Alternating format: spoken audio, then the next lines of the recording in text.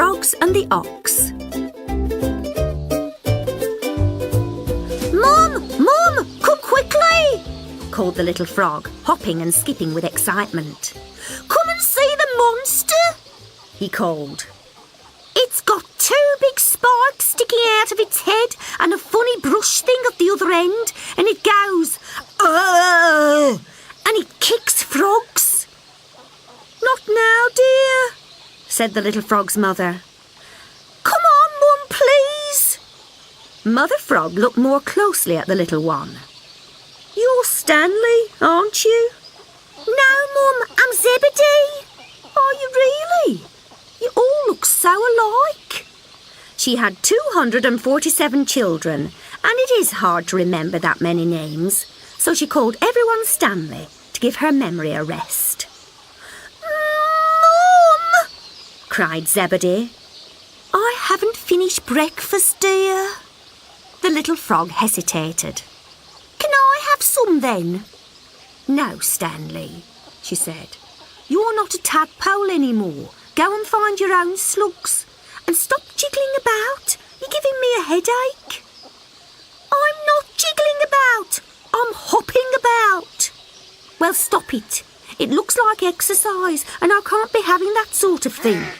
How would it be if I were to flip and flop about like you, doing exercise? The little frog thought about it.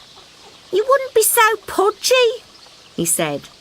Exactly, said his mother. You don't get a jelly belly like mine by exercising. I get all the exercise I need chewing. Now, what's all the fuss about? It's an ox, and it's really gross, and his shoes have split down the middle. There are no such things as monsters, Stanley, and no creature in the pond is bigger than me. But it is bigger than you, Mum. Lots bigger, I promise. Right, said his mum. We'll see about that. I'll go with you, and if you're telling fibs, you'll have no worms for a week. The damp hollow she sat in was home to a good assortment of slugs, but she had eaten too many of them. The big jelly belly she was so proud of made it difficult to get about.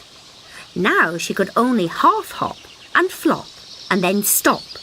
Hop, flop and stop until she was all tired out and could go no further.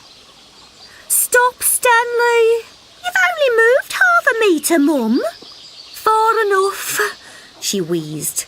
She took a deep breath, and then she took a deep breath, and then she took a deep breath. Is the ox as big as this?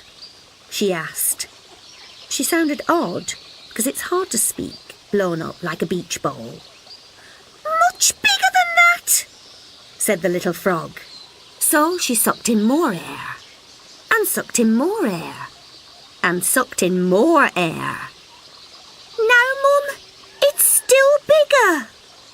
So she took in another breath, and she shot into the air like an escape balloon that zips around the room making rude noises because you let go of the end.